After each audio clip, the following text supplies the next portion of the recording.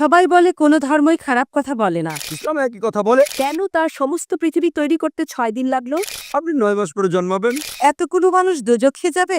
তিনি অবাক হচ্ছেন, এতগুলো মানুষ কিভাবে দোজখে যাবে?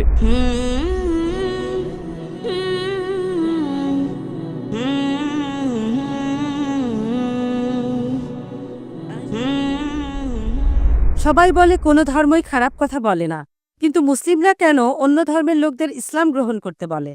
বোন, আপনি বললেন সব ধর্মে ভালো সব কথা থাকে, কিন্তু মুসলিমরা আমাকে ইসলাম গ্রহণ করতে বলে কেন? অন্য যেসব ধর্ম আছে সেগুলো যা বলে তার বেশিরভাগ কথাই ভালো। তবে ইসলাম ভালো কথা বলার পাশাপাশি আপনাকে দেখাবে কিভাবে সেটা অর্জন করতে হয়। আমি উদাহরণ দিয়েছি, সব ধর্মই বলে চুরি করো না। ইসলাম একই কথা বলে, তবে ইসলাম দেখিয়ে দেয় কিভাবে সেই অবস্থানে যাবেন যেখানে কেউ চুরি করে না। জাকাত দেন, সাহায্য করেন, এরপর কেউ চুরি করলে তার হাত কেটে ফেলেন।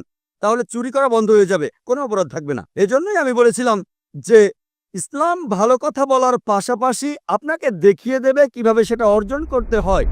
যদি সর্বশক্তিমান আল্লাহ যে কোনো কিছুই তৈরি করতে পারেন, কেন তার সমস্ত পৃথিবী তৈরি করতে 6 দিন লাগলো?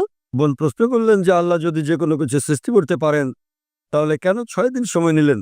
বোন, আল্লাহ যদি চাইতেন একদিনে সৃষ্টি করতে পারতেন, তখন আপনি বলতেন যে কেন একদিনে তৈরি করেছেন, 6 দিনে কেন নয়? কারণ আল্লাহ 6 দিনে এটাই বানাতে চেয়েছেন। কোরআন বলে যে আল্লাহ যা ইচ্ছে করেন তাই সৃষ্টি করতে পারেন। অনেক আয়াতে আছে, আল্লাহ বলেন কোরআনে সূরা আলে ইমরান অধ্যায় 3 আয়াত নম্বর 59, إن مثل عيسى عند الله كمثل آدم خلق من تراب ثم قال له كن فيكون।